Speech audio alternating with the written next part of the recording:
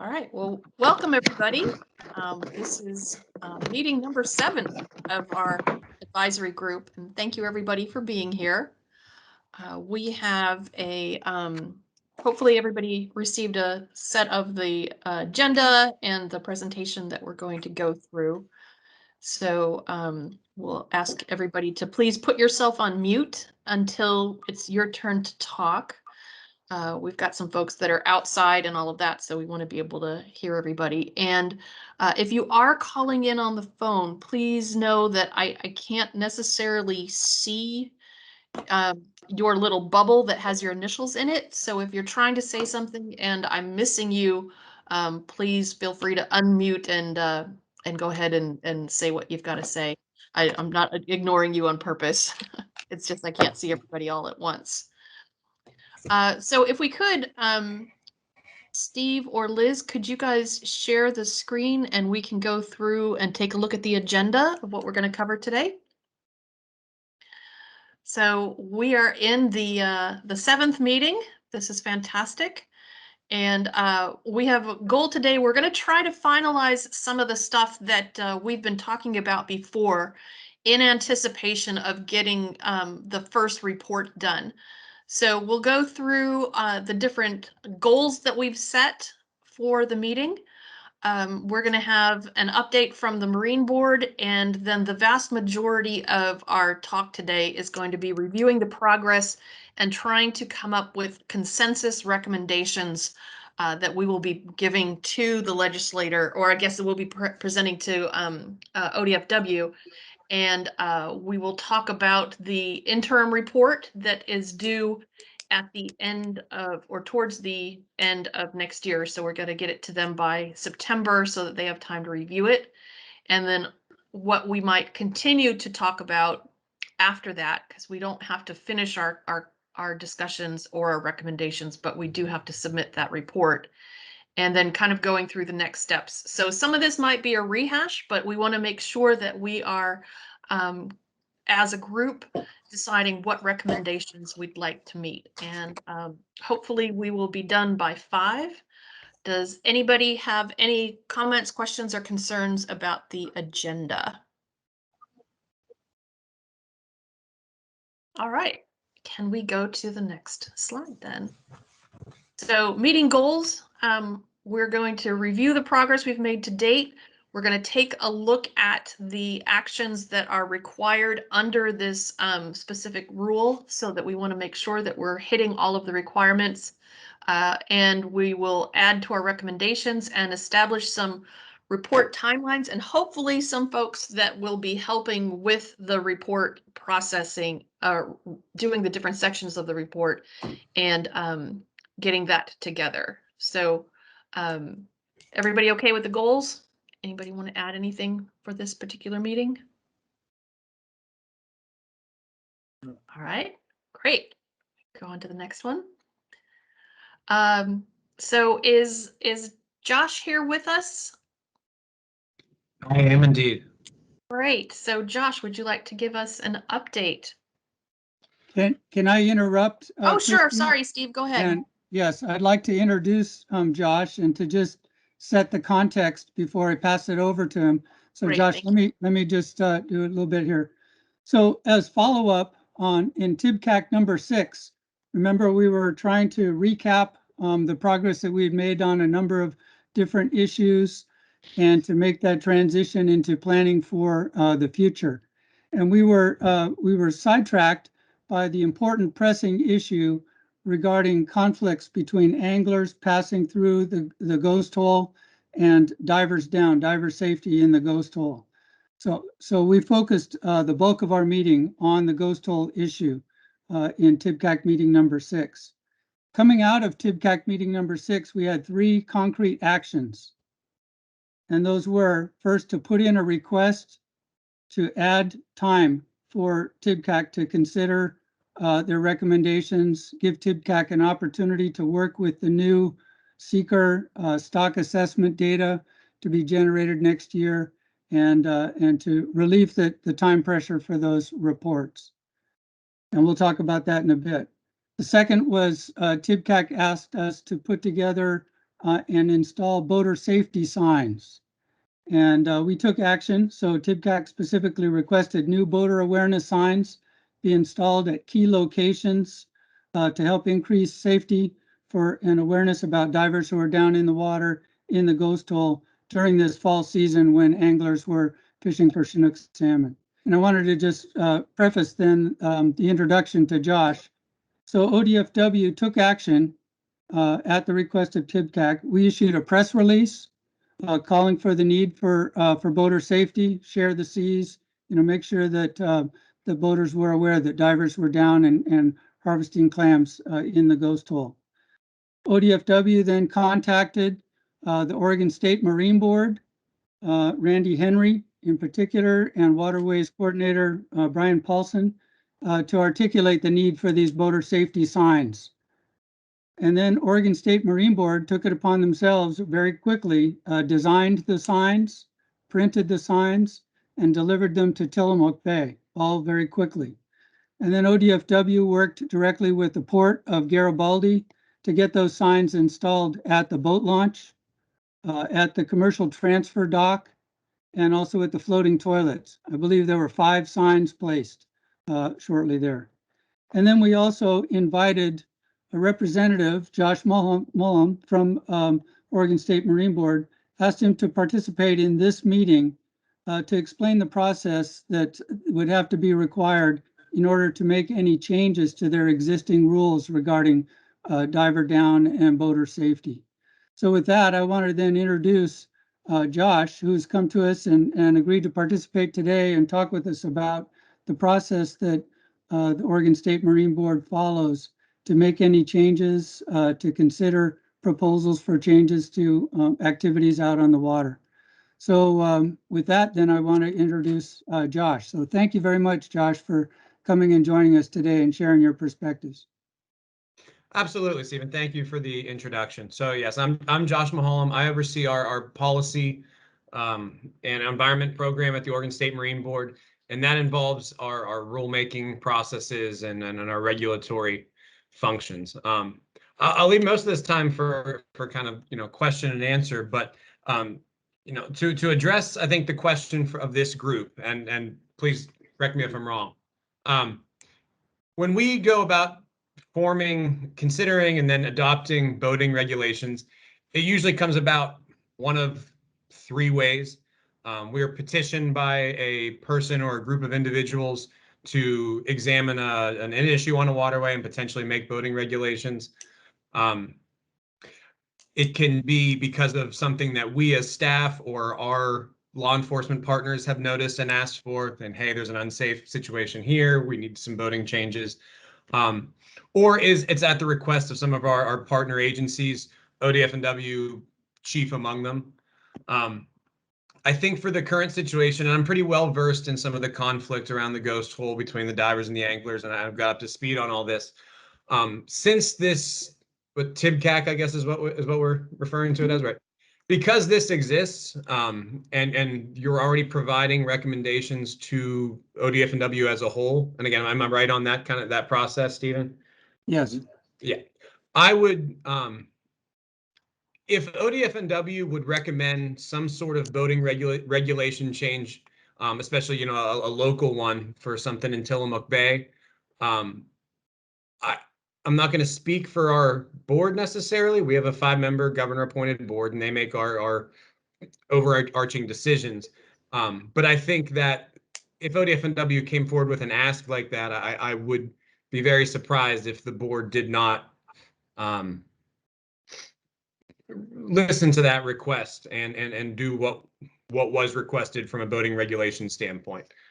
We make boating regulation changes all the time. It usually is a 3 to 6 month process, and this would probably be no different. So it's not an overly complicated process. I guess I'm here to answer any specific questions on what this group might need to do, or I guess I'll cede it back to you. Yeah, thanks, Josh. So we really wanted to provide Josh an opportunity to just explain from the State Marine Board's perspective the process that we would have to go through. So, we made it clear during the last meeting that ODFW doesn't set those regulations, that the Marine Board does. So we'd have to put in a request to the Marine Board for a change in the ghost rule. Both Randy and Brian let me know that there's a public input process needed. Josh, you can reiterate that as well. So any proposals that were put forward by an individual or by ODFW, another agency, would not be immune to that. So they would also have to go through the public input process. And in this particular case, there'd have to be opportunity for input from interested members of the public, stakeholders beyond TIBCAC. So we'd have to, make the announcement that the State Marine Board is considering a rule change, solicit, a public meeting, provide opportunities for input, and then State Marine Board would collect that and go forward with their recommendations based on the specific request and the public input that is brought forward. Is that all correct, Josh? Yeah. That is absolutely all correct. I mean, anytime we make a regulatory change, we're obligated to solicit public comment, and we're happy to do so. And after considering that, we may go forward with the proposal, or we may not. We may make changes. That's all part of the process. In this circumstance, I don't think we view this as a boating conflict, a boating issue first and foremost. It's in some ways it's two different customer bases of ODF&W with some conflict between them. So yes, we would go through our own public process, but I reiterate here, we would be looking very, very heavily to ODF&W for guidance on this, and also try to engage them in that solicitation of public input, just because they're going to have a better mechanism for reaching the different parties interested here.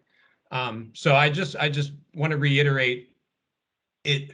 I'm not trying to put ODF&W on the spot. I know there's multiple ODF&W people on the phone right here, but it would be we would be looking to ODF&W's formal recommendation, and that would very, very likely influence what the Marine Board ultimately decided to do. All right. Yeah. Thanks for that clarification. So that's good. So as we face this issue, Tillamook Bay Clam Advisory Committee then is playing a very important role in developing your specific recommendation to us, which then we could consider and pass forward to the Oregon State Marine Board. So again, it's not an instant. Josh mentioned 3 to 6 months kind of time frame. We're through that difficulty but we're going to face it again next year. So I think it's advisable for TIBCAC to come to as complete a resolution on this as we can right now while it's fresh, and then to pass that forward to us, and we'll do our best to work with Oregon State Marine Board, but just be aware then that we'll have to go through that public process to gain input from stakeholders well beyond TIBCAC before the State Marine Board would take action. So Steve, it looks like there's a hand up by Brent Collier. Yes. Yes, thank you. I'm not sure who to address this to. Josh, I'm the sportsman rep on this group, just for your information. And I think this goes to either Christy or Steve. I want to come back and revisit. I know we visited it a lot, but this potential temporary rule or whatever mechanism needs to be in place at the ghost hole during the salmon season. Perhaps it was suggested perhaps a noon cutoff, time frame. I think that works real well. I know I was outvoted in the last meeting. I was hoping Steve Williams would be there because he may have sided on my side. Hard to say. Christy, I know you couldn't vote because of the way the vote went, and so it was awkward. But I still want to throw my hat back in the ring, get on the record that I do think that there needs to be something in place during the fall Chinook season. Yeah, thanks, Brett. I can respond to that. So that was the third issue that I wanted to talk about when we do a update on what happened during the last meeting. But this one in particular, while Josh is here with us, wanted to just provide an opportunity for him to speak about the process required to address the issue over requiring a 200-foot buffer around the vessels. So that was one of the suggestions that was made. The State Marine Board was not able to put up a sign requiring a 200-foot buffer because that's not the existing rule. And, you know, TIBCAC nor any of us here have the ability to just make a rule. We can't do that. So I wanted to make sure that if a proposal came forward to require a specific buffer distance, that would have to go through this kind of process. I'll come back, Brett, to talk with to raise up the issue that was proposed about extending the harvest closure, which is within ODFW's purview, when we're done with this discussion with Josh. So, Josh, Steve yeah. Williams has his hand up. Yeah, thank you. Josh, just a question in terms of process regarding, you listed the different ways that you could get this issue in front of your organization. Is the most straightforward way for a petition to be put together? I mean, a petition isn't like what everybody thinks it is, signing all the time, but is that the most direct way to do it? Or can it just be a request from ODFW to your administrative staff that says, we want to do this and develop a white paper that says, here's what needs to be done and here's the language? Is it really that simple? It is really that simple. As far as being the most straightforward way, I would prefer the latter, especially because ODFNW is obviously actively working on this issue. Because it is a conflict between different groups that ODFNW is meeting with. A petition, honestly, in this case, if we got a petition from an outside group, I think I would go straight back to ODFNW and say, how would you like us to handle this? So my preference would be some sort of direction from ODFNW, and then I would be the administrative staff that took that to our board and say, hey, this was requested or this was asked on behalf of ODFNW, and my recommendation would likely be, I recommend supporting a fellow agency. They've done a lot of research on this issue, and this is the answer, the conclusion that they came up with. Again, can't promise the board will go that way, but we have a history of following ODFNW's lead on things as it relates to fishing and other things that are tangential to boating. So our job as a committee then, Christy, if I taking that, our job as a committee then is to just solidify a recommendation that we can make to ODFW that they can then take and in whatever form, and there's several ways you could do it, in whatever form to the Marine Board to ask them to address the issue through the normal processes that they go through. Very similar to what ODFW does anytime they get any kind of a rule request or things like that. So I guess our job is to get that recommendation solid and brought together and in a form that you as an ODFW can take to the Marine Board that they can use to put in front of the public and do what we need to do. So I think it's fairly straightforward what we need to do if we can agree on what that recommendation is. I'm not sure of the exact charge of this committee, but from my point of view, I completely agree with what Steve just. Okay, all right. That's good. Yeah, thanks, Josh. Thanks for clarifying that. And again, we appreciate you coming and providing this information to us just to make it clear how that process works. I'm learning today about this as well, just like everybody else is. So thanks. And we'll continue to have discussion back and forth as we move this further forward. But just wanted to make sure it's clear then to TIBCAC, just as Steve pointed out, our job as TIBCAC is to clearly articulate what your recommendation is to ODFW, and we hope to be able to do that today. Yep. In the meantime, though, all that the State Marine Board could do was put up signs to remind that pointed out the existing rule, which was to exercise caution when you see diver down flags or encounter vessels with diver down, but they couldn't go beyond that. So that's why the signs are stated the way that they are. Mhm. All right. Any other questions for Josh, and then we can move on to the other issue that Brett just raised up too.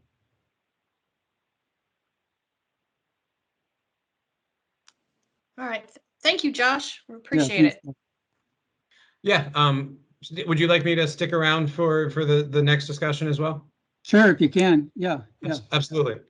Okay. So just recap, the three things that came out of our meeting, last meeting, was the request for more time, which we'll talk about. Second was the boater safety signs, which we just chatted about, and the process to make any changes to those rules regarding boater safety. And the third was the proposal that Brett just talked about, which was TIBCAC's proposal for a seasonal closure of the ghost hole. Keep in mind that TIBCAC developed a proposal and voted on it, and the two parts to that proposal were to restrict commercial harvest in the ghost hole area between Hobsonville Point and the floating toilets before noon during October to increase safety of divers, and second, to provide an opportunity to increase the commercial harvest of gaper clams to offset the temporary loss of that clamming area in the ghost hole. So Yeah, I'm ODFW, sorry, Steve. Steve, can you share your screen with us? I'm just speaking from notes. I don't really have this Oh. on screen. Yeah. Okay, sorry. Okay. Anyway, so we had that proposal that we voted on. It had a closure of the ghost hole coupled with an increase in the take of gaper clams. So ODFW staff took that proposal and presented it to the ODFW leadership, to the executives. ODFW leadership considered that proposal and made the decision to not take action on it. And their reasoning was that it was very late in the season and the harvest of butter clams was about to close, was soon going to close when the annual landing cap was reached. They did not like the coupling of the change to enhance diver safety with an increase in gaper clams, particularly when the gaper clam fishery had already been closed. They were also pointed out that there's no opportunity to provide public comment about the proposal beyond the immediate members of TIBCAC before the end of the commercial butter clam season for harvest. And that they felt that installation of the new signs that we had just talked about, the boater safety signs, should increase with boater awareness, and that TIBCAC should reconsider that proposal and include it in your recommendations, your interim and final reports to us in a different form. So those were the actions that were taken by ODFW in response to the vote that was brought forward during the last meeting.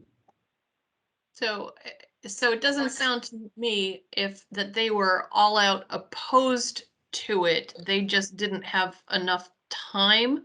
Was that kind of it? Timing was an important issue because we were well into the season, both into the butter clam harvest, towards the end of that harvest, and also well into the Chinook, fall Chinook salmon season as well. And how long is the public review or public comment period? Well, we're required for temporary rules and permanent rules to provide opportunity for public input and to consolidate the input that we do get, put that together and modify our recommendations if needed in response to that public input before we take anything forward to the commission, develop our final recommendations regarding a rule change. Do you have to have like 30 days notice, or what's the notice to the public?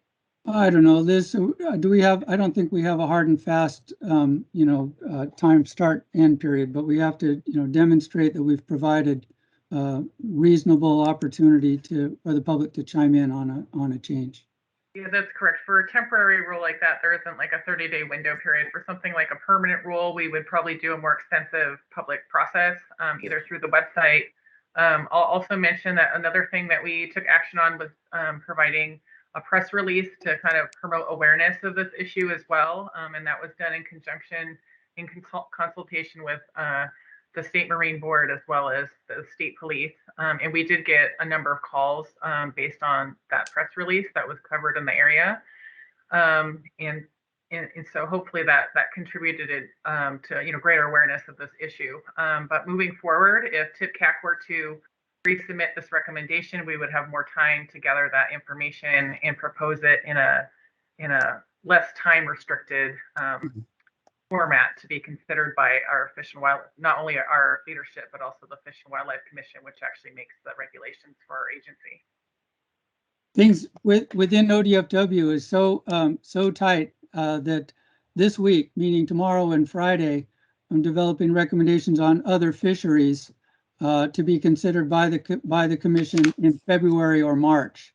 So if we were to take action on this, today, tomorrow, or even by January, if it stretched into our next meeting, we would likely be able to get it on the agenda for June, something like that.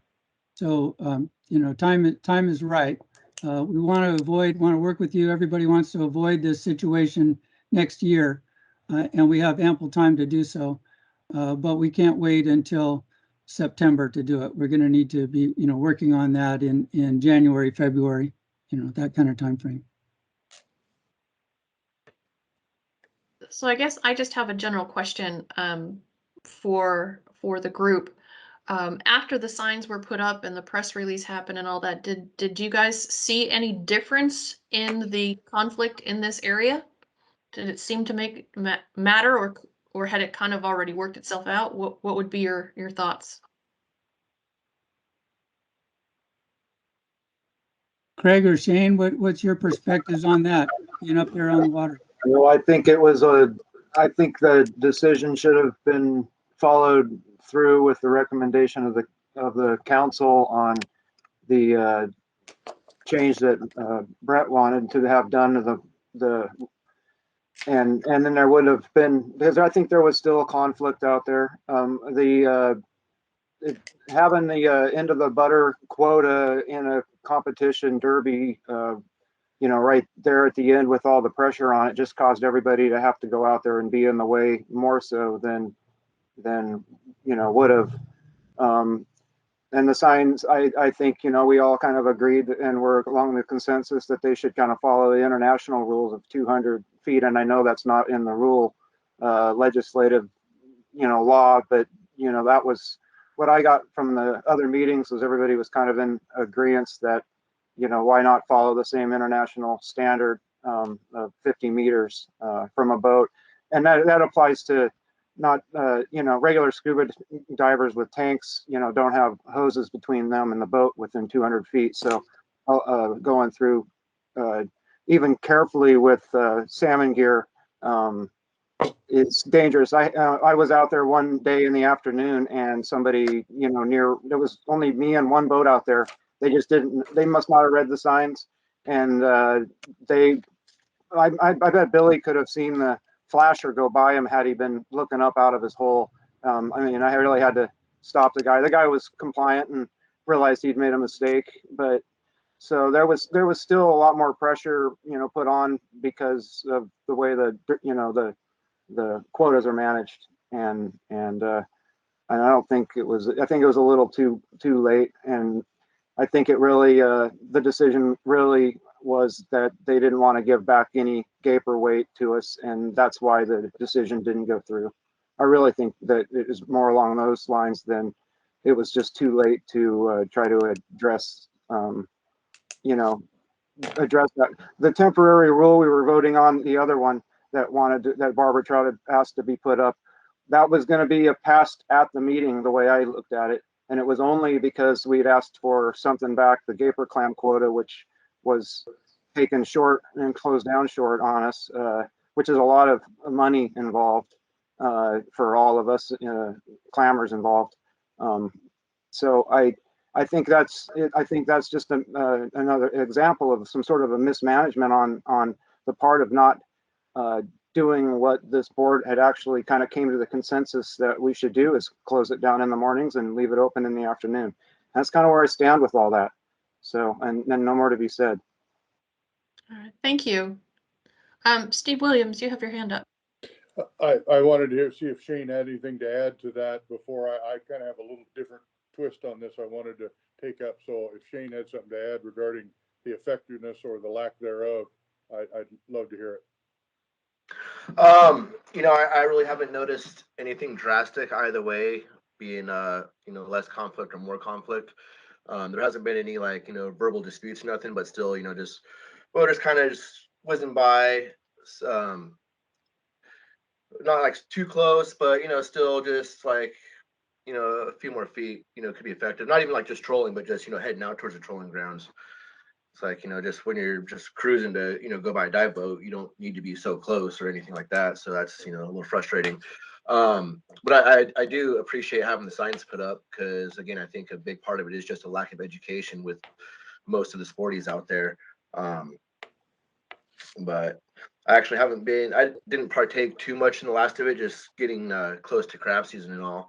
So I've been mainly just doing a lot of gear work and, what's been out there. I, go out and tend here and there and whatnot, but I've mostly just been having my nose down in the crab gear part of the stuff right now. Thanks, Shane. Can I add one more point? Liz raised up that point that ODFW also issued a press release. I think I mentioned that as well. And yeah, I actually did hear that on the radio because we listened to the radio shopping. So yeah. And in response to that press release, we were contacted by numerous anglers who were expressing all kinds of opinions about what was going on there, and we responded to each of those with an email message back, and there was some good outreach there. So we made anglers who were unaware of the problem aware. Those who took it upon themselves to contact us had an opportunity then to express their feelings and that kind of stuff. But I think that was some more effective outreach. I know I spent at least a day, maybe 2 days, just writing responses back to folks who contacted us in response to that press release.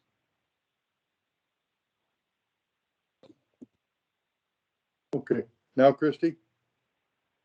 Okay, thank you. And I guess first I'll apologize for not being at the last meeting. I just was not able to be there due to my travels and where I was sitting in the middle of the woods. I wasn't fortunate enough to have enough bandwidth to be able to be at the meeting, so I apologize. But one question, a piece that didn't get added to your discussion last time and that would have maybe helped. We had talked about opening some alternative areas that would have been particularly available for butter clams that could be used to offset some changes we might make in the ghost hole. Did we haven't dropped that idea of working with ag or anybody else to open some of those alternative areas, which I would see as something I might open those and close some other areas for a period of time. Is that alternative area opening still available to us, Steve? Yes. So that's one of the recommendations that has been articulated by TIBCAC is to work with the Department of Agriculture to ask them to modify their lines and to open another region in Tillamook Bay for a commercial harvest. And so that's a viable recommendation that TIBCAC has developed, and we expect to be in your report to us. And so to follow up on that, given the challenges, it sounds from what Craig described, although we didn't have the temporary rule in place, it sounds like things kind of stayed about where they were. The signs were helpful, I think. But I think the complication that anglers are going to have is measuring distances and all of that kind of stuff is just going to make it really difficult, particularly when you put that many people on the water. And I participated in the fishery down there, and there's just a lot of people there. And anytime there's a lot of people, there's always a percentage of them aren't going to know what's going on, and we're going to have something happen. I would certainly be interested in looking at an alternative to what was recommended that would utilize opening some of the alternative areas and making it real simple so that everybody understands it, and look at some type of for a X period of time, whatever we determine to be appropriate in the fall, to avoid completely the conflict between fishermen and divers, open alternative areas and have a closure there in that particular zone. That way, then we're sure we're effectively meeting what we want to do, and we've provided some alternative for the divers that lets them utilize the resources that they're after. Now, I realize that's a bit different than what you guys talked about in your last meeting, but it seems fairly straightforward. It's something ODFW can implement pretty directly with some help from the Department of Ag, and I think is something that would be successful in accomplishing the objective here. Yeah, thanks, Steve. And Craig, in particular, if you can chime in, correct me if I'm wrong about this, but I think one of the things that you wanted was to look, before we signed off to something like that, was to look at the stock estimates from the pig and sow area in particular, to be able to work with data from the subtitle surveys in that area, so that you had a feel for how much, what the bay clam populations were like in terms of size and abundance in that pig and sow area. I think that the original time frame of the morning and the afternoon thing worked the best, and was the easiest instant fix for this last fall. I think it would have made a huge difference, because I was out there a number of afternoons where there was very, one or two boats. We try to chime it to go out there. A couple of times I had to go earlier in the day on the tides, but I tried to stay out of the way. It's a hard thing, because it puts us in a difficult situation, having to go work in other areas that we both don't necessarily understand, and the conditions are aren't necessarily as friendly to work in as the areas that we do and prefer to work in. And so it's still kind of getting kicked to the curb when we have to go, and granted, some of those areas that are along that line too, there could be some conflicts with sport stuff in that area.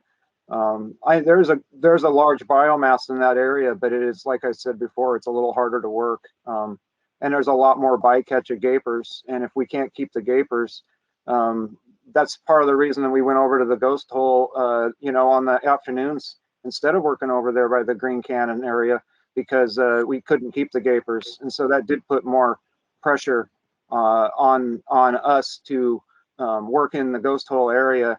And I know from just the mornings that I did happen to go down to the port early, that I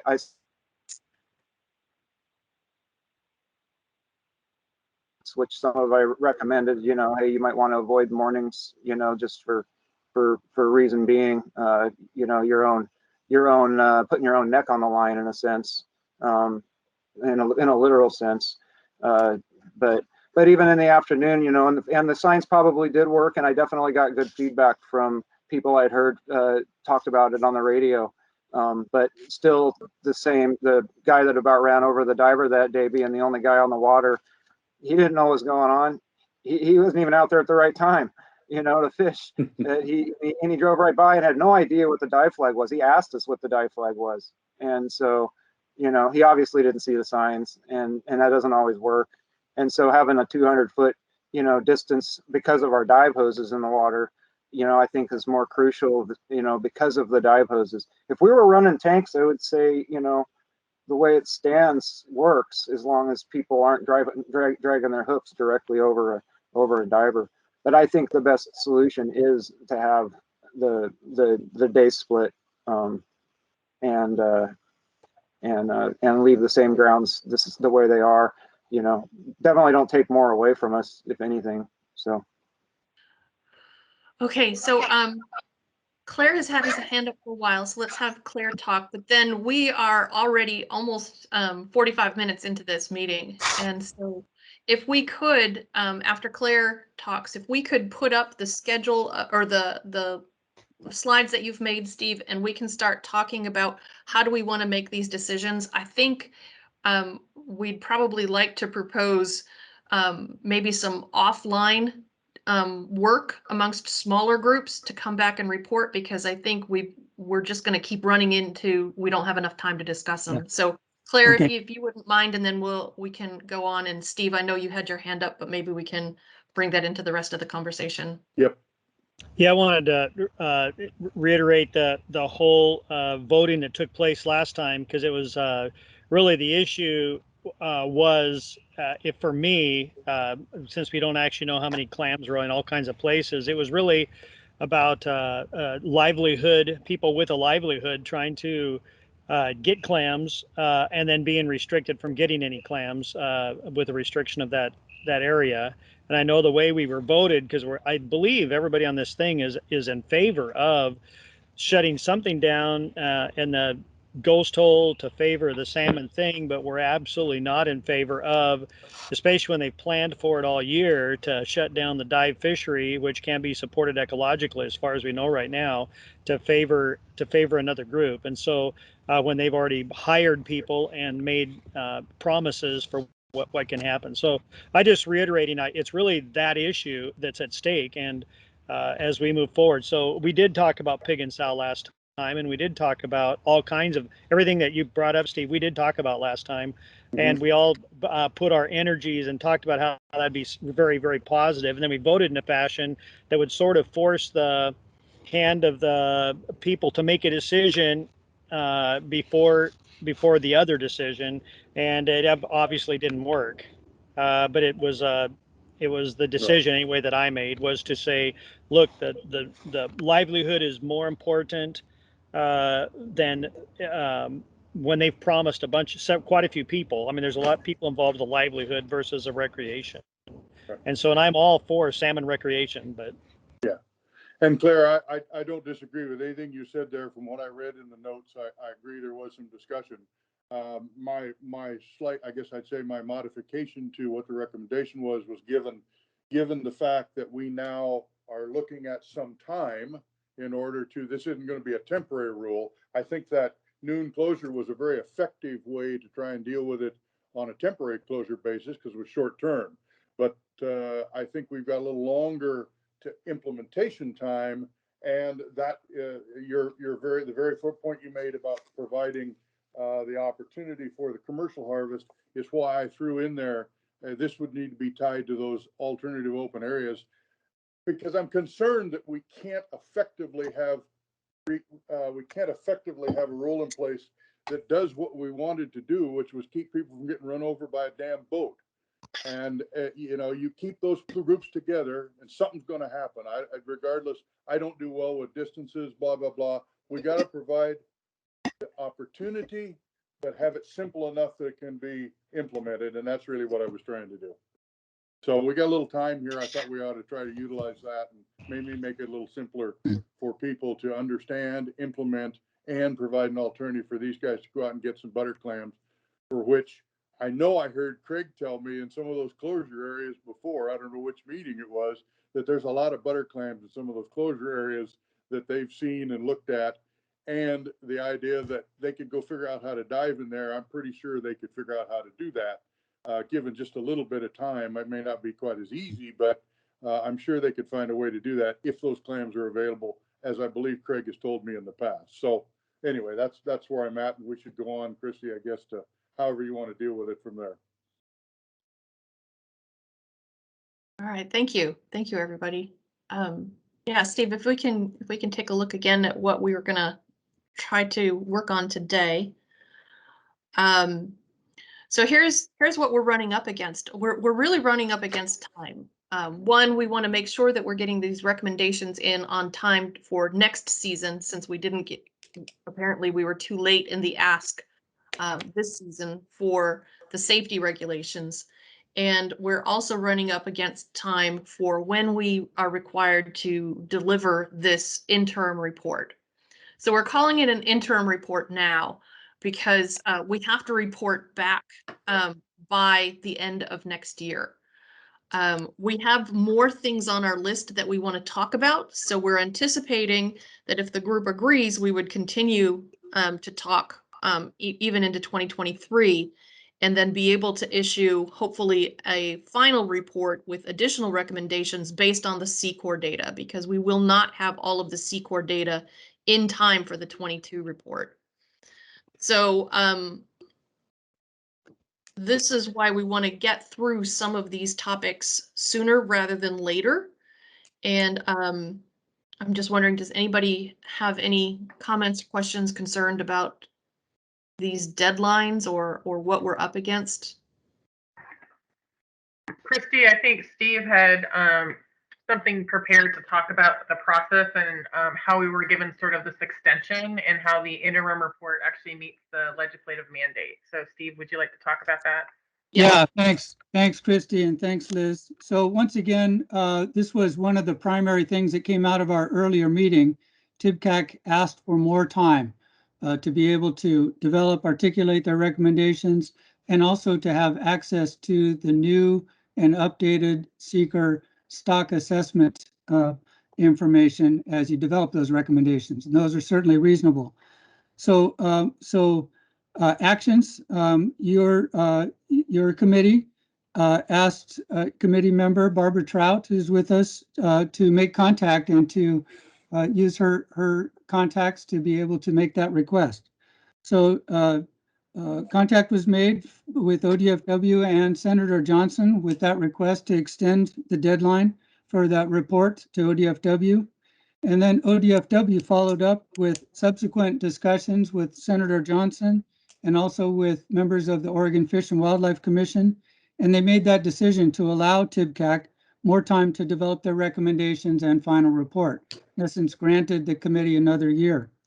ODFW, by mandate, by law, has to provide a report to the Oregon legislature in 2022, and that's likely in November. So they didn't change that. So my group is still under pressure to report to the Legislative Assembly by the end of 2022. But we can do so in an interim manner and say this is our preliminary report on the progress made by TIBCAC so far. And that's mandated by the Senate bill. Then TIBCAC can deliver the interim report, preliminary recommendations to us at that time, just, the progress that we've made so far, and we'll report on that. And then TIBCAC now has the ability to develop the final report to us by September or October of 2023. So that's that second yellow one. And then we'll work with that and develop our final report, deliver it to the Legislative Assembly by the end of 2023. So in essence, we were successful with this request to buy about another year to develop those recommendations. Don't need the whole year if you don't want to, but it's available to you. So the time pressure is off. Yeah, the time pressure is off for the final report, but we have Right. an earlier time pressure now if we'd want to get this safety regulation in place. So Yeah.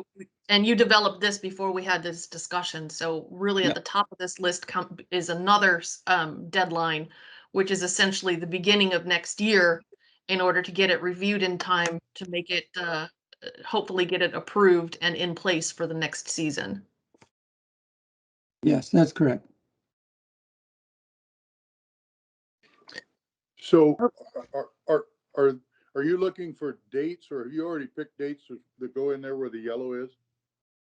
Well, no, those are open for discussion. So I just said September, October for those, Sure. but those could be earlier. That's up to the committee. And those are fluid dates, but that should just be some targets to work with. Steve, if there are any financial recommendations into that final report, do they need to be, shall we say, into the governor's office before that, or is that something that's usually the agency's request? I guess they wouldn't have to be, because the legislators could put them in themselves. So sounds to me like, at least for the interim report, you're looking at September. And then there's probably the same August, September is the same kind of time frame for the final report, because probably somewhere in there in the final report, you need to make a presentation to the commission, I suppose, before it goes across the street. Right.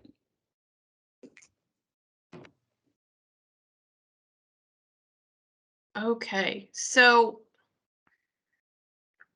So I guess- Liz, are you typing in this on these slides right now? Right. So I put in that Christie's point that in early 2022 would be a good time for the target for that section to be drafted for the interim report.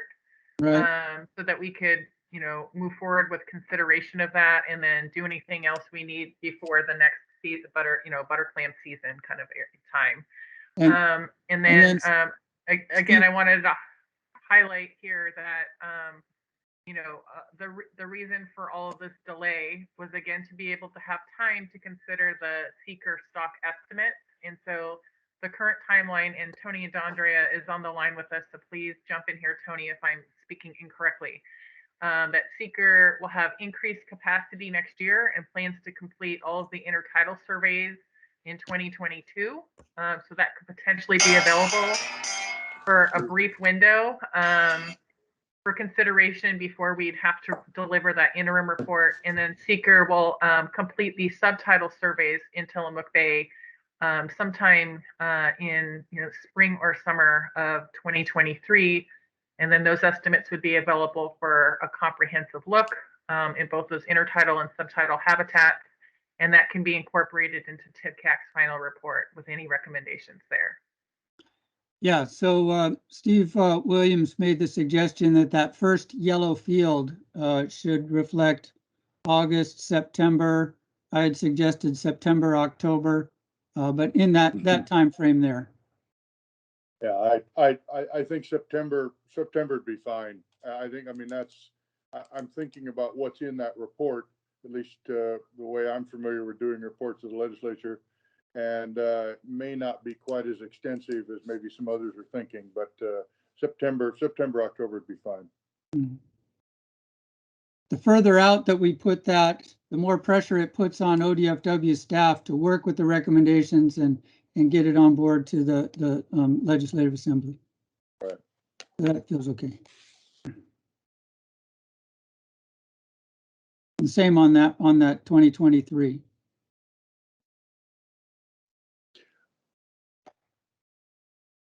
My suggestion there is that we use August for our final report, only because I anticipate we'll have a number of more, do we say, salient recommendations at that point that we want to put in there.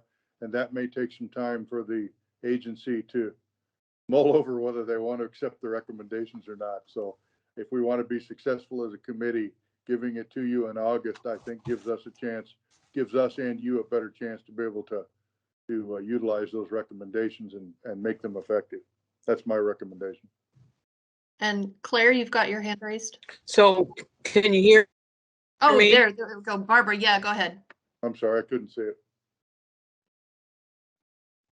See, I think setting that date of August is premature until we get the C-Corps data, because that's what we need to make the real recommendations. So I would say August to October. And Claire, what were your thoughts?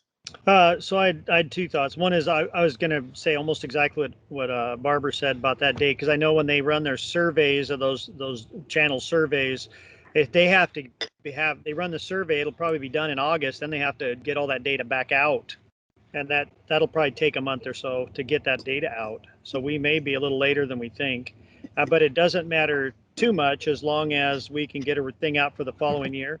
But as also, I was listening to Steve talk about the Rumroll, talk about the September, October.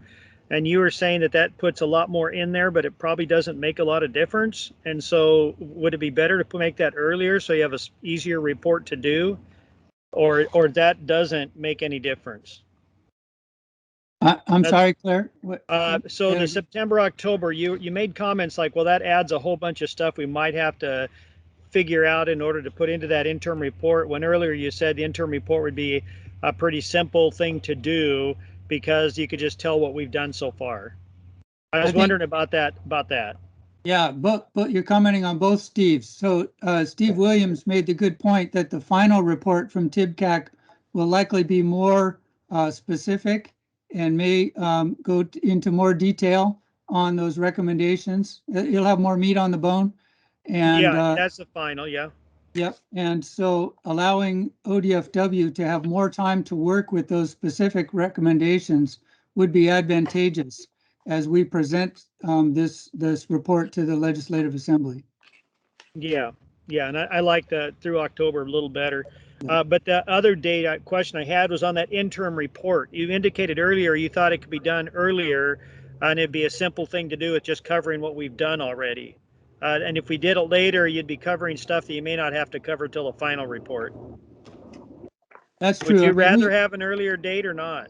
Well, we'd like to have as much time as we could to work with your recommendations. But again, as an interim report, when we present them, they will be, progress so far. So we could present that TIBCAC was formed. We had a series of 12 to 15 meetings, discussed 20 different issues, ranked and prioritized them, and then began to have discussions in depth about specific proposals.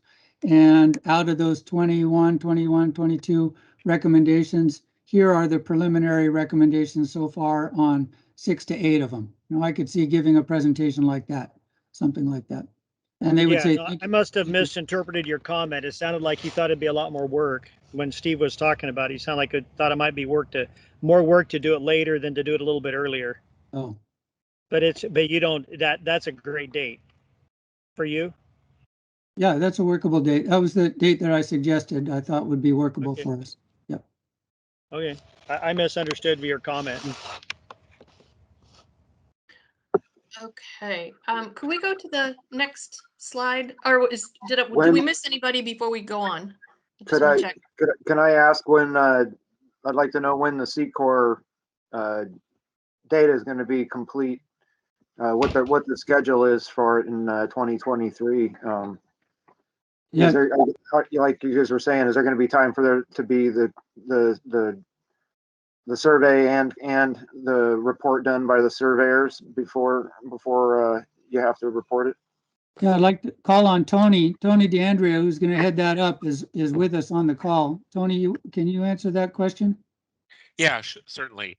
For the 2023 work, which is the subtitle work, the current plan is to actually have those subtitle surveys completed by end of June or very early in July. So should be able to, given a month or so after that, should be able to have results of those surveys ready by August, September. So fairly early in the fall relative to the first year where the intertidal surveys will still be going on in September. And a second question, on the check sheet of things that we've done, the two things that were left blank that say that have been addressed by the board were to utilize the commercial fleet for C-Corps base stock assessment and incorporate the information that we harvest into it. Have you guys a plan to incorporate that that data, and is there going to be any of the 4-1 happening at all, or are those just going to be ignored?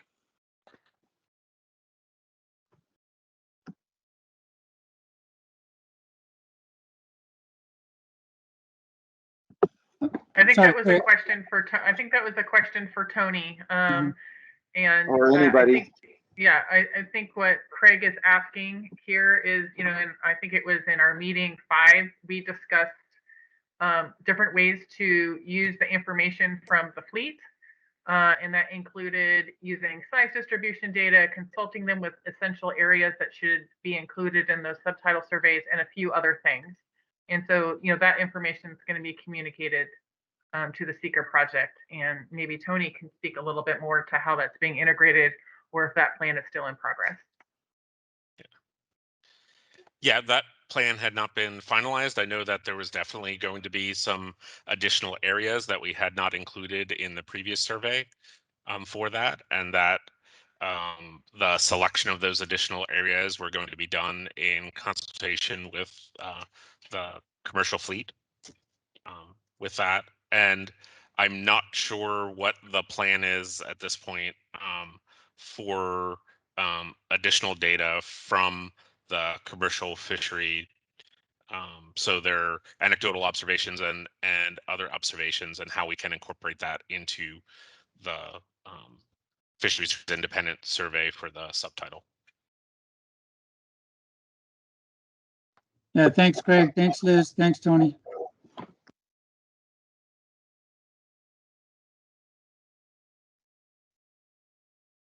All right, yeah, can we go to the next slide? So, so this kind of shows where we are as far as what we've discussed, what needs recommendations, and then we have a couple of things that are highlighted in gray that we are mandated to discuss and provide some feedback for before before the end of 2022. Is that correct as far as the date? Okay. So what I would like to suggest and see if we've got consensus with the group is that we spend these next few meetings finalizing what we've talked about and covering item 12 and 13 in enough time to include those in the interim report. And then items 14 through 21, can we agree that we will perhaps cover those in time for the final report that would be in 2023? Is that an okay process for the group? Christy, I can't see what other people were saying, but like number 12 requires in part some of the Seeker information. And so I don't believe that is required by the 2022 report. I think it's required by the final report. Okay, that's helpful. Right. And would the same thing be for number 13? That is based on monitoring of the fisheries, and so that is not related to Seeker data. Those are fishery independent data, and these are referring to fishery dependent data.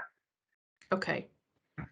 So perhaps we can do 1 through 11 and then 13 in time for this, for the 2022 report. Claire, is your hand still up? Okay, Steve. Yeah, Elizabeth, she covered really what I was thinking about in terms of number 12. Aren't there some in 7 through 11 that also require CCOR data?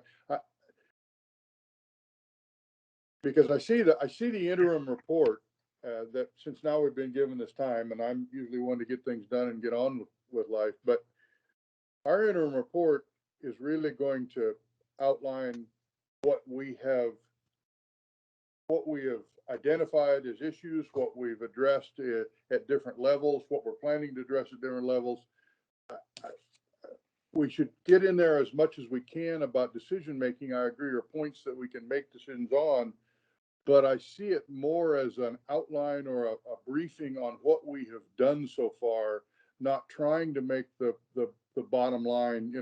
We made a decision to do this. There are some temporary rules that have come in place since we started, and some other things that have occurred. I agree, but I think we need to be careful how much we try to put in the interim report, because I get the impression from listening to the group, the CCOR data may or may not change quite a bit of what we're talking about. That's what I worry about. So I'm not trying to be a stick in the mud and slow things down. I don't want to do that, but I think I thought Claire was probably headed down the path I originally thought, which was that, you know, this interim report can be fairly simple because it literally is a snapshot or a picture of what we have accomplished in terms of issue deployment and issue discussions and things like that, but doesn't have to get down into the, here's our specific recommendation. That's just my viewpoint. Thank you. Mm-hmm.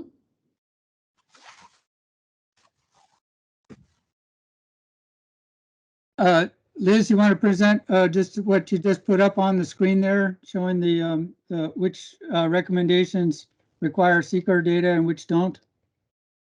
Sure, yeah, since that Yeah. seems to be where the group wants to prioritize right now. So this is the slide I showed before is just a continuation from our last meeting, and this table was created since then, and you guys should have all received this in your email to follow along as well. I know the writing here is small. But this is to show those 21 issues that we described or that the group came up with. And then the check marks are where we've addressed, at least in some capacity, those issues. And then the in progress include things where we've taken some action or had discussion but need to continue. So the ones that specifically require seeker data are possible annual landing caps for the intertidal commercial harvest of bay clam, so putting on landing caps for that. The special management areas reserved for recreational harvest, and revisiting the commercial quotas for the bay clam dive fishery in light of new seeker stock estimates. So those are the three issues that really rely on those seeker estimates to provide quantitative recommendations. There are, of course, you know, ways to provide recommendations in absence of that, and we discussed that, I believe, on our TIBCAP meeting number 5. And then the other check marks you see here on column 3 are all of the items that are in some way expressed as part of the mandate by the bill. And then the other ones that do not have those check marks are additional issues that this group has decided that would be a good priority to evaluate. So I'll let Christy and Steve Williams lead the group through any sort of prioritization that you guys want to talk about today. Otherwise, we can start going through the recommendations for the review and progress if you'd like. Steve, did you have anything that you wanted to add? Hello? I don't know if you'd see. Oh, Barbara, go ahead. Thank you.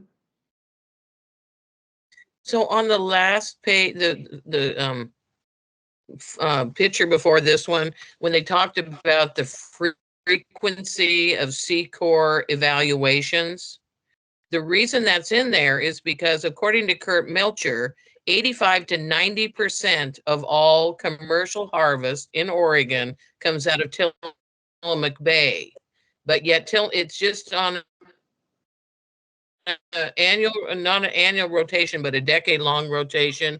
So you are evaluating bays that get no commercial harvest at the same frequency as a bay that gets 90% of the commercial harvest.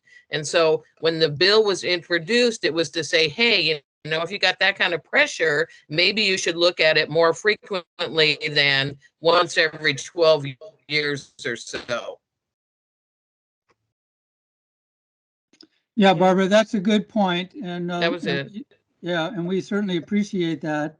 The seeker team, I'm going to call on Tony to talk about it just a little bit, but the seeker team does more than just evaluate the stocks of bay clams for commercial purposes. It also puts in a big effort to characterize the bay clam communities for recreational harvest, for which we do have great levels of harvest in the other bays. Tony, will you address that point real quick? Yeah, certainly. I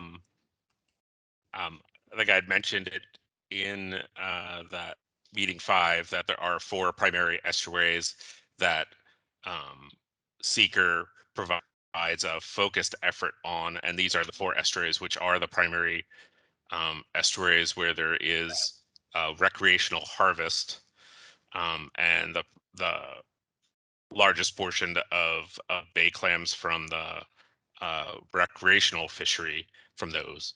And whereas there's a smaller number of estuaries where there is also a commercial harvest taking place. And the secondary piece of that is that Seeker, as it's currently comprised and funded, is funded entirely from sport harvest license fees. And so we do have a responsibility to those that are responsible for funding the program to ensure that we have the information that's needed to manage the recreational fishery, in addition to the commercial fishery that's occurring in Tillamook Bay.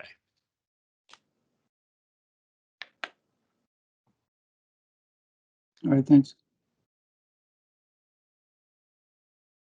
So what are the 4 bays or estuaries that receive the most recreational harvest? Tillamook Bay, Neat Tarts Bay, Yaquina Bay, and Coos Bay.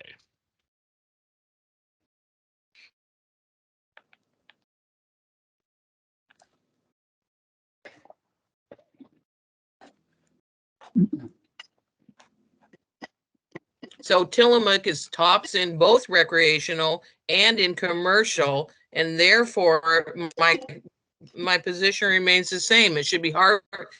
It should be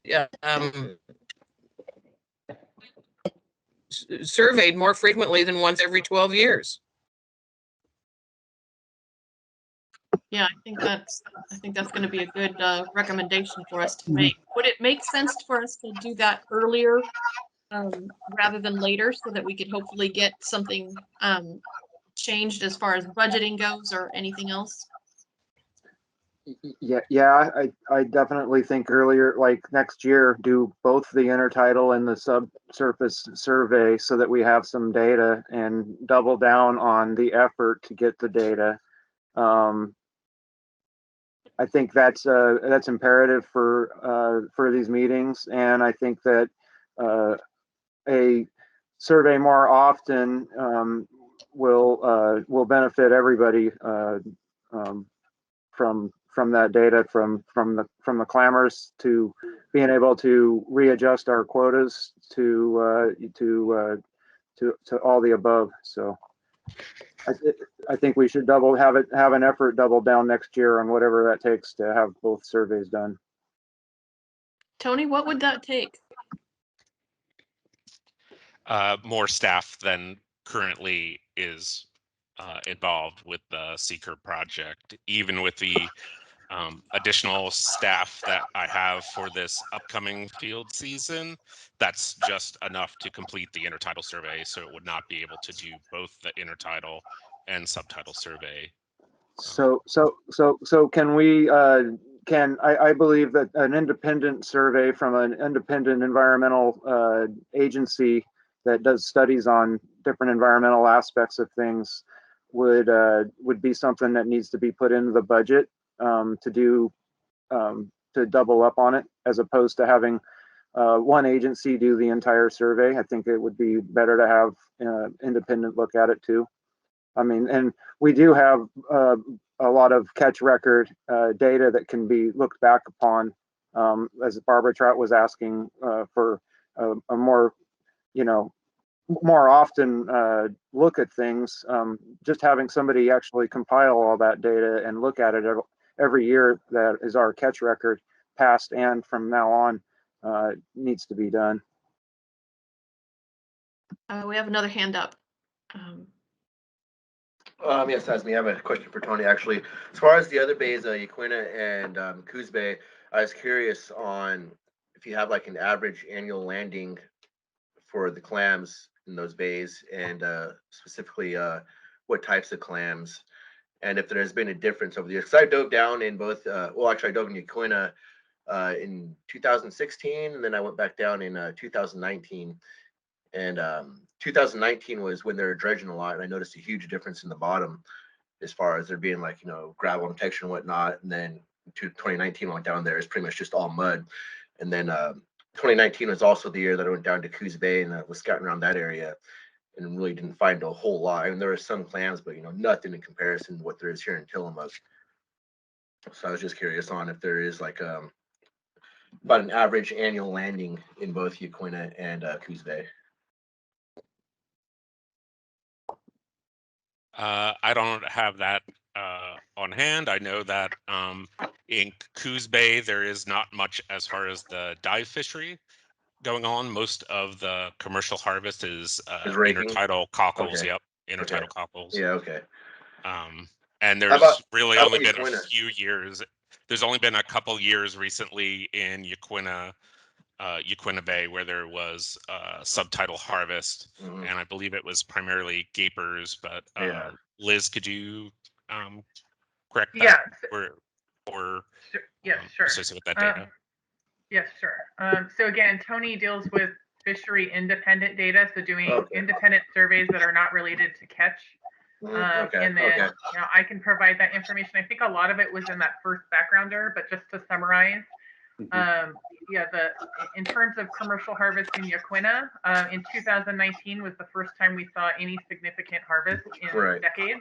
We've been, we're concerned for the resource and put in an area and a landing cap, and we haven't really had a lot of anybody really utilize that area or landing cap. It was much smaller than that first year. Right.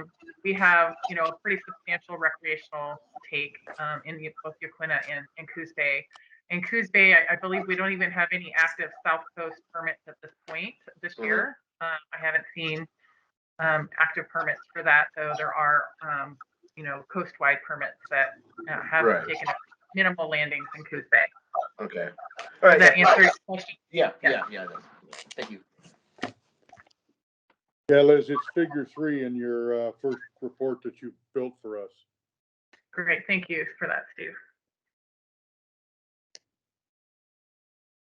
Would we be able to go to the slide where it talks about, or it shows what we still need to talk about, or the ones that we still need decisions on versus the one that we have decisions already?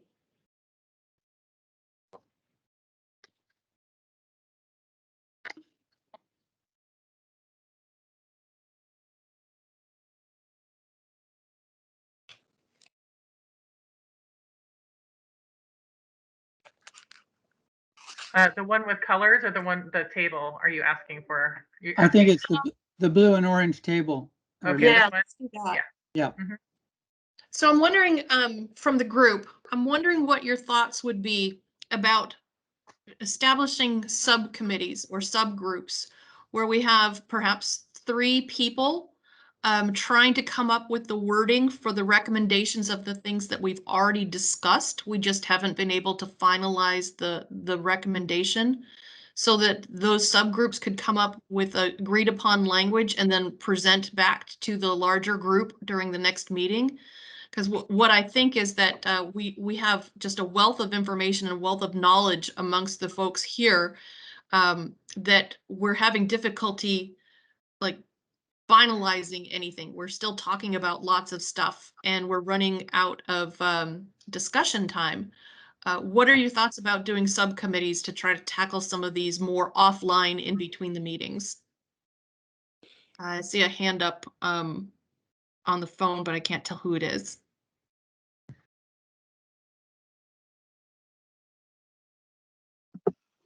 I think it's a good idea. Would anybody object to it? Steve? Christy, give me an example of one. I'm looking at this list and I'm trying to pick one that would lend itself well to that. Give me one that you see there that you think would be a good one for that kind of opportunity. Well, I'm thinking right off the top of my head is the one, the safety issue with the ghost hole. We came up with some language that we were pretty close on. We actually recommended to ODFW that there would be some temporary changes, but it just didn't happen. So if we had a subgroup to go in and refine that language and make a new recommendation, we could probably get it in earlier next year in time for consideration for the upcoming season. Another one could be a subgroup to talk about the frequency and funding for Secor. we could have some folks perhaps meet offline with Tony and talk more about what's possible, what's needed, that sort of thing, and come up with the recommendation. Then the groups, when the larger group gets back together, we could then present to the bigger group, here's what we've come up with. If there aren't any objections, well, we could answer the questions that there might be, and then if there weren't any objections, we could have a vote that this has met the everybody's approval. And my thought is that it wouldn't be a single person working on this. So where there's issues of conflict between recreation and commercial, that maybe we have representatives of one of each on that subcommittee and perhaps another person in there too, just for some balance. But if those subcommittees can come up with agreed upon language, then hopefully the rest of the group would be okay with it. And so my suggestion would be anything that we've discussed already, but we don't have the specific recommendation. We have some folks volunteer to be on each one of those teams and come up with some resulting language. That's just kind of my thought. Mm-hmm. Mm-hmm.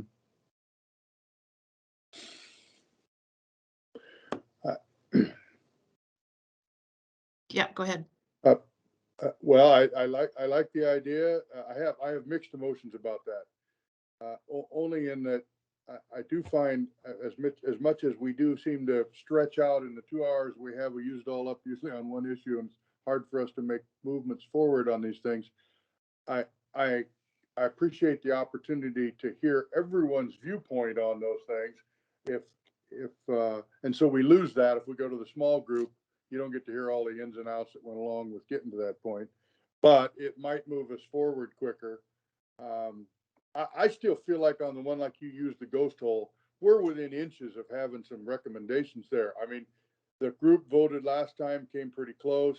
I made a few different changes that we could discuss, and we put a 30-minute time limit on ourselves. I got to believe we could get there just based on voting, but that's just me. There's a couple of these others might lend themselves to a small group, but I worry we don't get to hear the full discussion, which takes away from some of it too. So just my thought. I'd love to hear other people's viewpoints. Yeah, and my thought would be that only on those topics that we've already discussed. Yeah. That we just haven't finalized any language on. I agree with you on the full group discussing new topics is invaluable.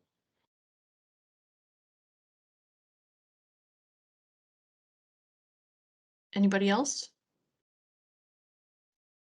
Yeah, I kind of prefer, the full group. I mean, I would definitely volunteer to be a part of any subgroup, but as far as like all in all, I think it's really best to have, it does kind of suck because we're limited to so much time for these meetings, but it is very invaluable to have all of our opinions towards everything in every regard, I believe.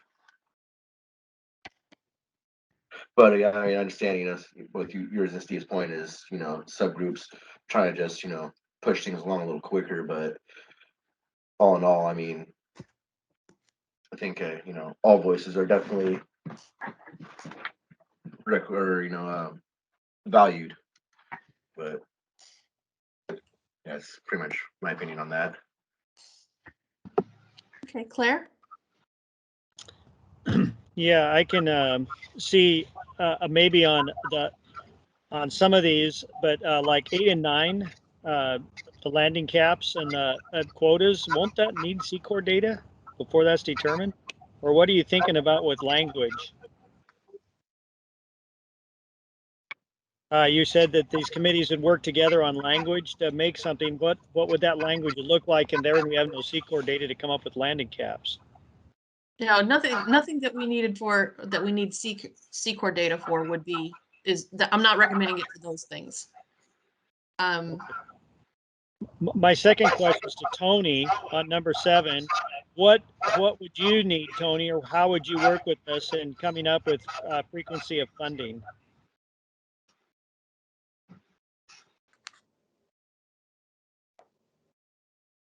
Did you get that? Oh, okay. Yeah. Sorry, I was muted there for a second, Claire. What I can come up with is kind of some of our own internal discussions within ODFW as far as what would be needed to increase the capacity of seeker, what those costs might be, and potentially what strategies might be for moving those forward. So do you see that it would be helpful to have a committee to work with you with that, or would it be as easy for the whole committee to do it at once?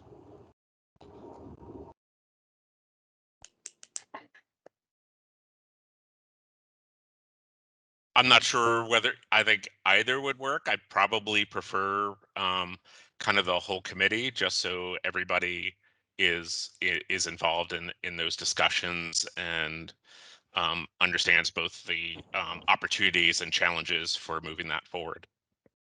Okay. Then the next one's on number 11, incorporate information from commercial harvests. It sounded like we were all interested in doing that. It sounded like you were just in the process of planning yourself how that would happen. Do we need to be involved in that? Or how would we be involved in that?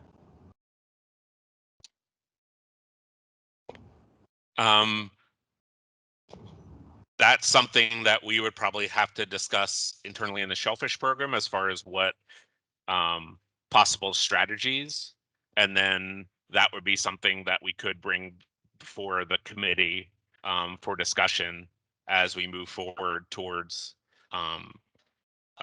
incorporating and using the data from the commercial clammers.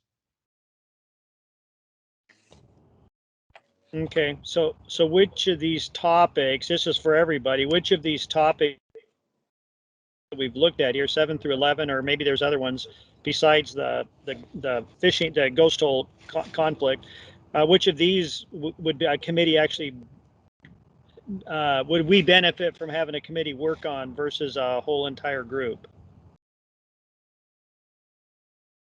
Because it doesn't sound like things have to happen first before a committee can work with them, or that's at least what it sounds like. I was just under the impression the subcommittee was just going to work on some wording and then put that in front of the rest of this committee to make the ultimate decisions on what, was talked about that might work better, and not like, not that way. I mean, nobody being excluded from decision making that a smaller committee might work on, just there's an example, this doing the signs took a smaller committee to put that together that wasn't a part of this off the side, and so I think more that's what she meant by having a subcommittee and not actually making any actual changes whatsoever, to just change the idea of being able to throw out these different cards to play on. So how in these ones here, it sounds like other people need to get things together first before a committee could do something. So what would the wording look like other than just encouraging somebody to do it? Yeah, go ahead, Steve. Well, I think I see where you're headed, Claire. On 10 and 11, as much as I don't want to really put any more work back on the department, but those in fact are almost recommendations right there from the committee, those two, and it becomes then Tony and the department to come back and say, here's how we can, here's what we believe we can do to utilize the commercial fleet for Secor Bay Clam stock assessments. Here's the steps we could take, and incorporate information commercial harvest into periodic stock assessments. You'd tell us what you're going to do, and then we'd take those and incorporate them, I guess, in a recommendation from the committee. But we're not in a position to really tell you how to do that. So as an example, 10 and 11, I think could be handled in a big process. You just tell us what you can do. And then I think 7, Tony can give us here's my best guess at what the perfect world would be if I had all the money in the world. I think House Bill 3114 gave you about 420,000 in general fund, if I had the numbers correct. So that is really just you giving us a picture of what you need, and then us deciding whether we as a committee can afford to, or are willing to say, yeah, that's what you need.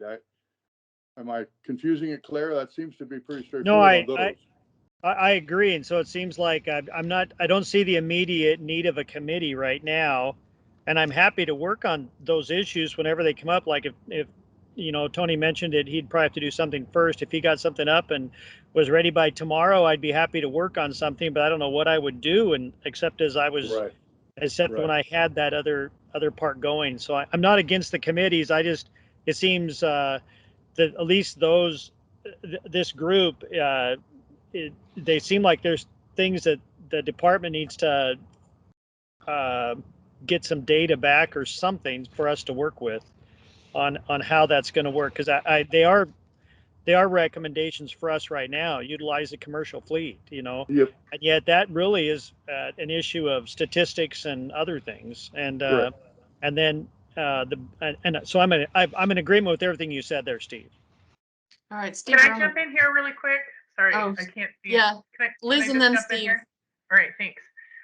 So for using your example there, number 10, utilize the commercial fleet. That recommendation is not actionable. It's not specific enough. However, the slides you have in hand were the purpose of this, of today's meeting was to go issue by issue to say, this is what we've stated already. And so all those specifics that you just mentioned are in these slides. They just need to be crafted into a cohesive statement and then proposed back, and discussed point by point with the group. And we have not had that opportunity yet. We've kind of been jumping all around with great discussion, but I think a lot of the content you would need either in groups or as a whole group are in these slides, summarizing a lot of that information. Yeah, and if I can build on what Liz just said, Liz, will you pull up slide number 13? Yes.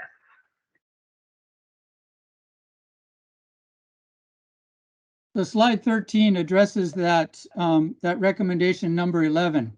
And this group, TIBCAC members, have already fleshed out that recommendation. So there's the recommendation at the top: utilize information from commercial clammers to help improve management. How would you do it? Okay, so engage the commercial clam harvesters in the stock estimate surveys. What kind of specific steps you've identified to us to identify specific areas, as Tony pointed out? Provide input to seeker where the survey should take place in the intertidal and subtidal zones. Should also provide the size distribution of the harvested clams. That would be work that, physical work that the clam harvesters would have to do in terms of providing some sizes and measurements for those, to give us some sort of sense that you have the best feel for about the rates of repopulation by the clams into the recently harvested areas. That would require you to go back to those areas where you've already harvested and reharvest and share that information. And then also just to document information about the clam populations. We've talked about this and gotten down to that level of detail, but as Liz has pointed out, they're not quite complete yet. There's just a little bit more work needed on this one recommendation, number 11, to help put that into a recommendation. So that's what we were hoping to do, is just share with you what it is that you've already talked about, the good ideas that have already come up, and just kick it over the edge in that interim report to flesh these out just a little bit more. Just one example. That was number 11. Okay, so we currently have 4 different hands up. So if you have already asked your question, could you unraise your hand? Just so I know who's still wanting to be called on. Thank you. I still have somebody that's on the phone that's raising their hand. I can't quite see who that is. And then Craig, I think you've got your hand raised.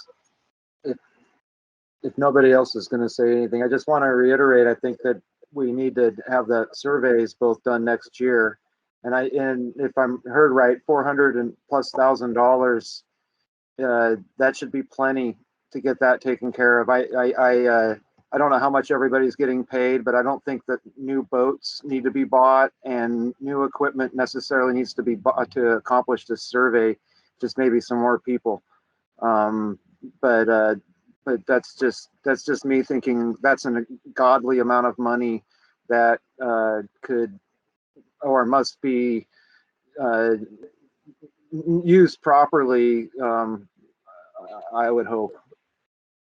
Yeah, Craig, we're not buying new boats with that money. We're hiring 3 people, and so that will pay for their salaries. They'll be 100% full-time positions. They're based here in Newport, so they're going to have substantial travel costs for traveling up there and staying in the hotels, that kind of thing. Tony, I don't remember if you have a breakdown on how those monies will be spent, but they're people and travel costs. I think we need to rent a truck, that kind of stuff. So, but I believe Barbara Trout had brought up in the past that we have an office in Tillamook. Why did you not look into hiring people locally? Yeah, Tony, will you talk about that?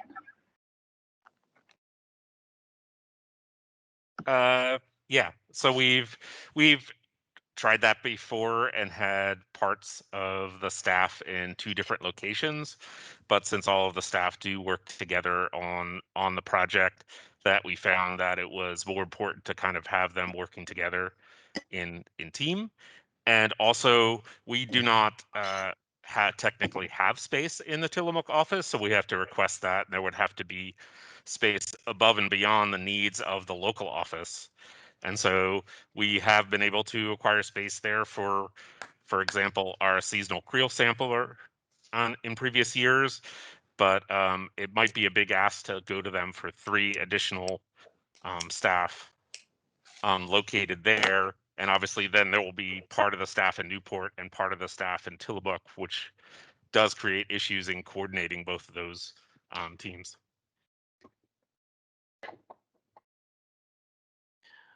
Well, Can I just add one more point and then I'll put my hand down? Also, it's a great point, Craig, but again, a lot of the work that Seeker does is after the fact. They spend some of their time out in the field, but then of all the samples that they take, the identification and measuring of the clams is one thing, but they also analyze the sediment and make use of our, the analytical capabilities down here at the Hatfield Marine Science Center. Our laboratory is down here. All of our analytical equipment for sorting out grain sizes and chemistry, all that kind of stuff, everything is all down here. So if we had staff that were based and living in Tillamook, they'd be driving and spending their time in the hotels down here rather than the other way around. So Tony's gone through a lot of that. There's good points both ways, but the base is here. well, I'm wondering if with the remainder of our time, if Steve or Liz, maybe then you could just kind of go through those slides that you prepared that had the discussions that we'd had so far, what we're almost there on. Yeah. And maybe after we do that, maybe we revisit on trying to get something together in writing before the next one so that we could all talk about it. Yeah. Liz, you want to do that? You're more to the point than I am. Just to go faster.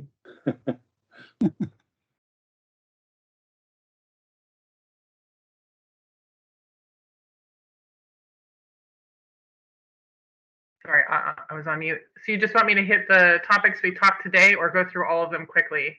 No, just go through these slides. Okay, sure. Yeah, you're on it. Okay. So one of the things we can do today or later is to revisit the temporary roles that we talked about. So one of the issues was improved tracking of the commercial landings and the commercial fishery. This is one of the things that is mandated by the bill. And so, of course, we put in that temporary role to require electronic fish tickets. This was specifically to require a single working day electronic submission of fish tickets to kind of cut down on that delay for tracking these derby fisheries. And so some things that we would like to discuss probably later at a later date is how it went for the commercial industry. And then talk about it for consideration of a permanent rule. Our fish leadership would like us to consider this as part of a shellfish rule package next year for permanent rules. So we'd like your feedback on that.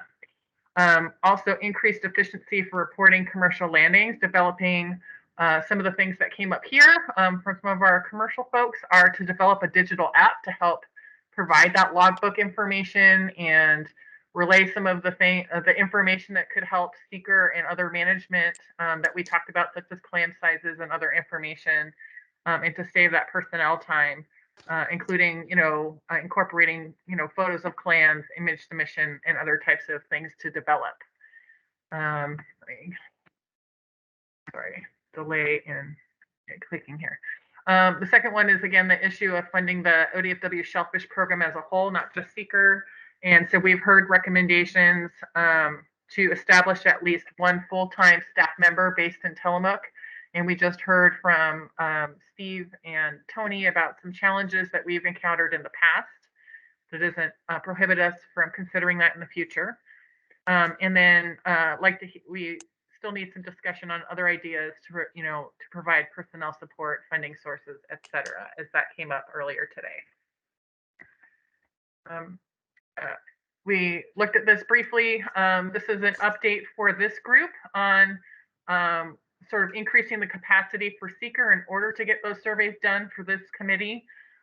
We did have House Bill 3114 passed this year. This is actually an ocean acidification and hypoxia funding bill, but it does support increasing seekers' capacity for this current biennium. And so, as Tony mentioned, we have recruitment of 3 positions through the end of the biennium. And Tony has already talked about sort of the timeline for that.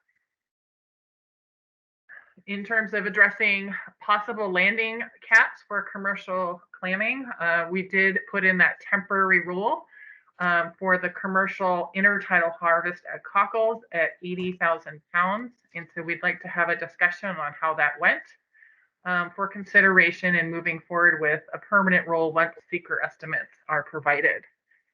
And again, more information about the seeker stock estimate survey in 2022 as discussed.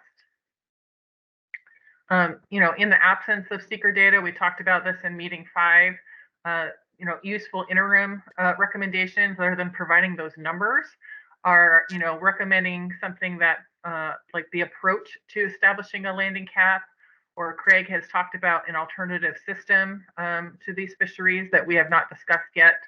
And so that could be further discussions for this group. For utilizing information from the commercial clammers to improve management, again, engaging them. We already talked about this. This is the slide that Steve talked about for issue number 10 and 11. And again, another point of maybe more discussion and consideration of a digital app. And then that's kind of the summary that we had thus far. And then, I did provide this table to kind of help the committee decide on where you might want to go next and priority issues to discuss if you don't decide to do these smaller breakout groups to do kind of a crafting of specific language and then presenting it back for consideration by the entire committee. I think that's where we are in terms of the issues. Yeah, thanks for that summary, Liz.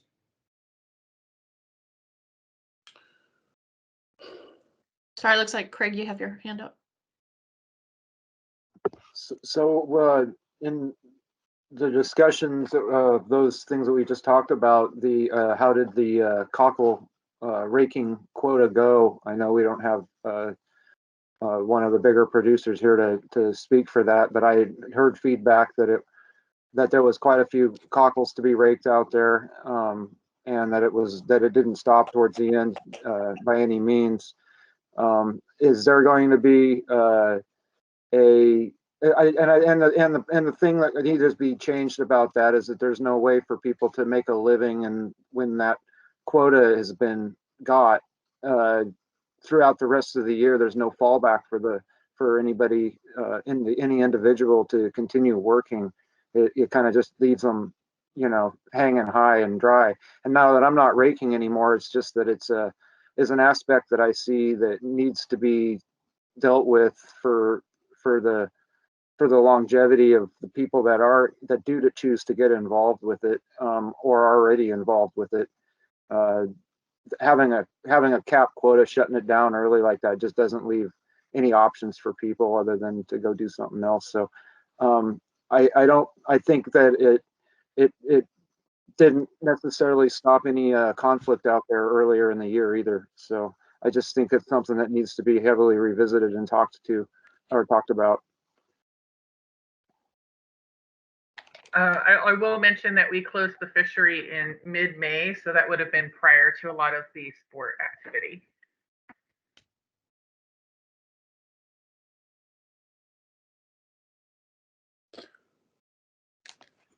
Steve Rumrell, did you have your hand up? No, I'm sorry. Oh. I need to pull it down.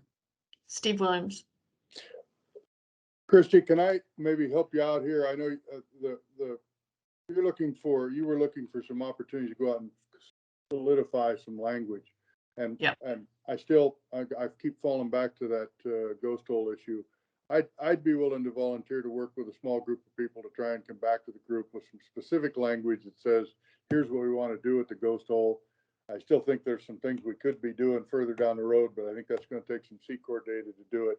So in the interim, I'd be willing to sit down and come up with some language with folks that would give the department something to work from anyway, if they wanted to go for some specific language. Would that help you any getting some of the things moved along here? Because I struggle with those. I'm struggling with the specific information because I want to hear everybody's viewpoints on some of that stuff. I struggle with those to see whether there were some small group stuff could help, but I do see that we could probably pull something off with the ghost hole if you're wanting us to do that. Yeah, I think that's the one with the biggest or with the most the deadline that's the closest. And so would anybody else be willing to participate in that? Brent, I know this has been something that you've been very interested in. Would you be willing to participate on that? I certainly would. And would we have maybe one other person that would help balance it out? Are you raising? Were you raising your hand, Craig? Awesome. Yes. Would the rest of the group feel comfortable with these three people trying to finalize some language or not finalize, to draft the language for the rest of the group to think about for next time, so that they would meet offline before we all get together again? Would that be all right with everybody else? I'm seeing a thumbs up from Claire. I'm seeing a few head nods, and I don't hear any objections. I wouldn't. Yeah, I don't have to object to that. That would be fantastic. So Steve, would you be willing to do that, I guess, via email? We have the language that we came up with before that submitted, correct? Steve and Liz. So perhaps you could share that once again with these three folks as the starting point. And we were able to hear some of the feedback from ODFW of why they didn't pass it. And if we can just try to address their concerns, that would be really, really great. And then hopefully we could get a rule or a temporary rule or some changes in place in time to address next season. Steve, you guys did you get as far as developing temporary rule language? Yes, we did. So we'll send that to you as a starting point to just capture the progress you made at the last meeting. There you go. Yep. Shane, I see your hand is raised. No, I'm sorry. That's previously. Okay. Okay, there we go. Thank you, the three of you, so much. I really, really appreciate that, because I think that is that's one of the most serious issues because of the safety concerns. So that would be really fantastic. The rest of them, maybe we can target some of those discussions next time that required feedback of how did it go, so that everybody at the end of the season could kind of give their input.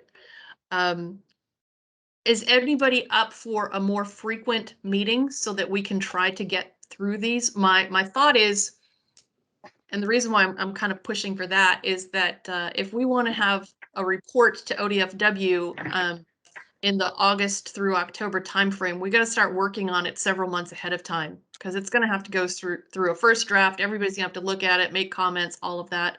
So pushing the calendar back, that pretty much means we have to have these all decided, whatever we're going to put in that interim report by about March or April, in order to get the drafts through it. So are you guys okay with meeting more frequently? I'm in favor of that. I got a thumbs up from Claire. Yeah, Steve. Just one question, Christy. Again, we had a little discussion earlier about what we thought this interim report would look like. And we've talked about utilizing the summary recommendations from the Shellfish Initiative and as a template for the report. I viewed that as kind of a template for the final report. I'd like to have some discussions with ODFW to be sure I understand what it is we have to have in this interim report, because I still believe that we can make it fairly, I think it can be fairly easy to develop as an interim report. That's just my opinion, but I think I'd like to hear from ODFW on what that, and you know, talking about a small group, maybe we could meet with ODFW on the side, talk about what the content would be, bring that back, share it with the group, and then decide how we go about it from there. Because if it's a fairly simple report, it you know, we can move on to getting some of the bigger issues going and going from there. So that's just my thought, but I'd like to hear what the department believes they're going to need in order to be able to meet that interim. And I suspect it's fairly open on what that is. Yeah, if I can comment on that. So as long as we're not asking the Oregon Fish and Wildlife Commission to take a concrete action, then we don't have to fully develop the rule change language, the legal analysis, the fiscal impact analysis, all of those kind of things. If we're just simply reporting that we've had a year and a half of interaction with our advisory committee, and they've developed recommendations, interim recommendations on a whole series of issues, it doesn't need to be, you know, a full heavy duty, hundreds of pages. I think that we could get by with, you know, a 40, 50 page, maybe less, 30 page kind of report. That, you know, we've developed a lot of the language about the process and the meetings and the, you know, the selecting the topics and discussions, all that kind of stuff, just about what we've been doing. A lot of that is already written in the backgrounders. So it could be really compiled up, and then, you know, 4 or 5 pages to address the specific recommendations that you have here. I think that we would meet the intent of the mandate to report so that the Legislative Assembly is up to speed. That said, we have new bosses. So I've got a new boss at the head of the fish division, and I haven't been down this path with that new boss. So we'll have to see what, you know, their comfort level is in bringing something forward. But I agree with Steve. It doesn't need to be a hugely extensive interim report. Yeah, it's just, in my mind, 40 to 50 pages is a lot of work. When you said 40 to 50 pages, I went, whoa, baby. Well, okay. That's a real, all right. That's a well, real report. Take it back. Well, You know, we could probably get by with half of that. Again, I'm kind of long-winded and I'll also mention that, you know, one of the reasons we provided all those backgrounders is so that you could heavily draw from that information in setting up the you know, setting up the context for each of these rules, providing the background that's necessary for anyone reading it and all that. So I feel like we've hopefully provided documents that can really help assist you through that process and not having to start from scratch. yeah, I think 15 to 20 pages have already been written. Well, I think so too. And I think we've got those background documents. You've got some of the tables that we've already used that have kind of prioritized what we've been doing, which could be dressed up a little and used to give our picture there. I really think, you know, a lot of the real heavy lifting you guys have done already, frankly. for this interim. Now there's, we got more work to do to get some decisions made and get those codified and get them to you so that you can use them. But at this point, it looks to me like we've got a lot of the background information. I mean, we can also, it's up to the committee in terms of what you want to put in your report, but you could also put in a photograph and a paragraph about the perspectives from each of the members and, fill out 4 or 5 pages just describing who you are. Those kind of things can also go into. I don't know that anybody really cares who I am, so really. But I see what you're saying, Steve. Yeah. Well, I guess then, because we're almost out of time, then we're going to have the small committee meet and work on the ghost hole group. Does everybody want to meet in December, knowing that we have all of the different holidays that we've got to work around, or should we try to shoot for January and then perhaps every month or every other month in 2022? I vote for that. For January? Yes. I'll vote for shooting the closest target. I'm as well in favor of closest target.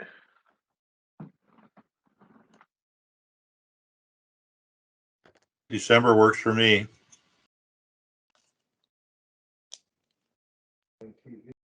I'm fine with December as long as it's in the early part of December.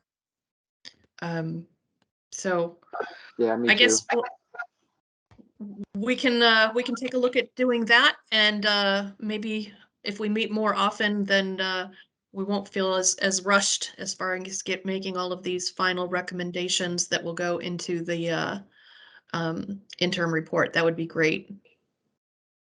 So I can send out a poll this week for the first 2 weeks in December. If you guys could be on the lookout for that email and be prompt in completing that, then we can assess whether or not there's a good day in December as soon as possible. Great, thank you.